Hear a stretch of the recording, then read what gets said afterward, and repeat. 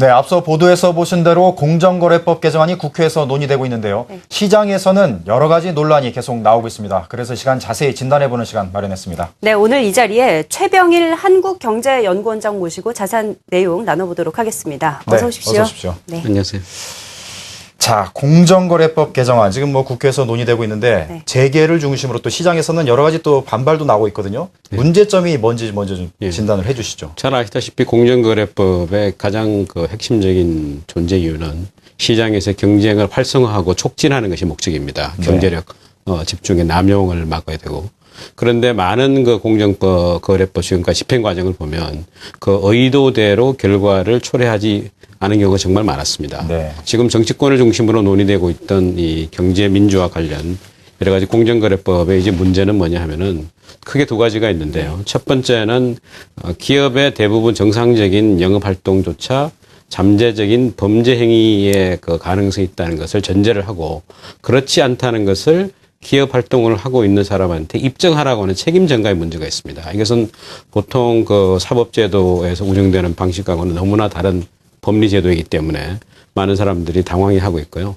두 번째는 일정 퍼센트 이상, 예를 들어서 대주주 지분이 30%가 넘게 되면은 이것은 이 부당 내부 거래한 것으로 추정한다고 하는데 왜 30%인지 그리고 일정 지분이 넘는다고 해가 추정한다는 것 이것은 무죄 추정 원칙에 위배됩니다. 그래서 이런 것들이 만약 이대로 입법화가 되면은 과잉 규제를 낳을 것이 불을 보듯이 뻔하고 따라서 정상적인 영업 활동이 제외될 것이고 현재 이제 많은 기업들이 투자하지 않고 현금 쌓아두고 있다는 비난을 많이 받고 있는데 아마 더더구나 많은 현금을 쌓아놓으면서 정치 리스크에 대해서 대비하는 그런 형식이 될 것이기 때문에 결국은 보호하려고 하는 일부 중소기업에게도 도움이 되지 않을 것이고 또 청년들한테는 일자리가 오히려 줄어드는 그런 가능성이 많고 또 우리하고 경쟁하게 되는 많은 외국 글로벌 기업들은 상당히 표정 관리를 하게 될 것입니다. 굉장히 좋은 기회라고 생각을 하고 네. 따라서 이것은 누구에게도 도움이 안 되는 그런 결과를 초래할 가능성이 많다 이렇게 보고 있습니다. 네. 네, 많은 문제점들을 지적을 해주셨는데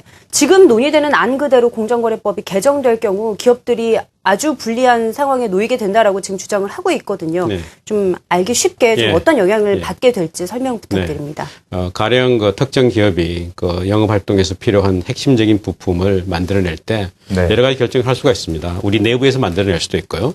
아니면은 외부의 회사를 만들어서 자기가 지분을 투자해서 만들 수도 있고 이게 바로 대기업 계열사 간의 이른바 내부 거래입니다. 네. 그런데 이것이 논란이 되고 있는 것은 자기가 지분을 갖고 있는 계열사한테 일방적으로 일감을 몰아준다. 네. 그러니까 다른 경쟁 관계에 있는 기업한테 갈 기회를 몰아준다는 경우가 많은데 일부 그런 부분도 있을 것 같지만은 가령 시스템이랄지 이런 IT 같은 보안이 필요하고 경영상 판단이 필요한 부분은 불가피하게 그렇게 할 수밖에 없습니다. 기업의 어떤 경쟁력의 원천이거든요. 그런데 그 원천을 부당 내부 거래로 단죄를 한다는 것은 기업들을 하여금 또 다른 선택을 강요하는 것입니다. 아까 현대차 경우처럼 중소기업한테 넘겨줄 수도 있지만 그런 경우에 아마 품질이랄지 경쟁력이랄지 거기에 대해서 피치 못할 비용적인 어떤 귀결이 있을 것 같고요. 그렇게 되는 경우에는 품질을 우려해서 아마 외국 기업들한테 일감이 갈 수가 있습니다. 그러면 국민 경제적으로 봤을 때 일자리가 해외로 빠져나가는 것이거든요. 그래서 이것은 일부 과거에 이제 잘못된 한두 개 케이스를 가지고 전체를 어떤 잠재적인 범죄 행위화 해가지고 몰아가는 것은 과잉 규제를 낳을 것이고 따라서 기업들로 하여금 불가피한 비용 상승 그리고 그 비용은 대부분 소비자한테 전가되고 국민 경제 동력이 떨어지는 그런 되게 우울한 시나리오가 예상이 되는 것입니다. 이 그룹들이 이제 수직 계열화를 통해서 좀 시너지를 내는 것도 있고 또 정보 기술을 또 보호해야 될 것도 있는데 그것도 유출에 대한 그런 위험성이 있다. 이런 거 이해가 되겠고요. 자, 그다음에 이제 경제 민주화 관련 입법들이 지금 한두 개가 아니라 그런 프레임 속에서 여러 가지 논의들이 지금 진행되고 있는데 추경이 편성되고 또 경기 부양을 시켜야 되는 이런 시점에서는 여러 가지 또 문제점이 있지 않습니까? 이 경제 민주화 관련 입법들이 계속 진행될 경우 야기되는 문제는 또 어떤 게 있을까요? 결론적으로 말씀드리면은 경제 민주화를 하려고 하는 의도와는 달리 추경이 의도하는 목표는 경제를 활력을 키우려 하는 것이거든요. 그런데 그 활력을 키우려는 효과가 이것 때문에 기업들이 투자를 더 꺼려하게 돼서 아니면 또 일부 중소기업한테 올라가는 부분도 있겠지만 투자를 더 활력을 저해해서 부양 효과가 오히려 반감되는 그런 우려가 예상이 됩니다. 네.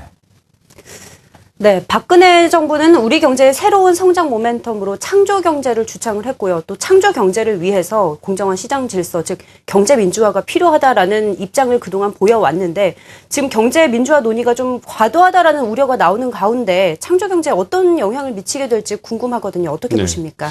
박근혜 정부의 두 가지 경제 화두는 경제 민주화와 창조 경제인 것 같습니다.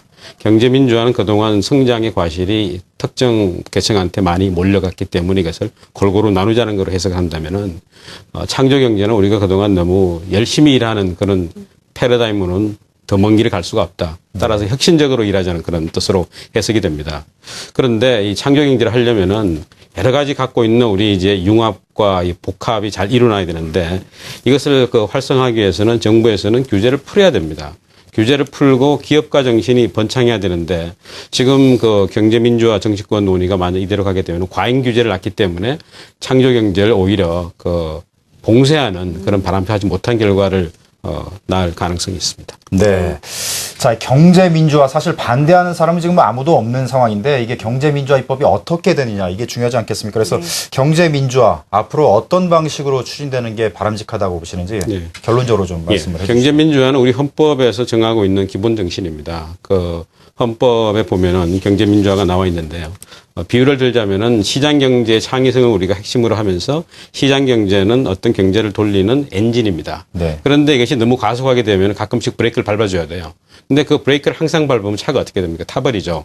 그래서 엔진과 브레이크 같이 가야 되는데 그러려면은 경제 민주화는 경제 성장이라는 또 다른 중요한 가치하고 양립이 돼야 됩니다. 그러려면은 과잉 규제를 해서는 곤란하고요.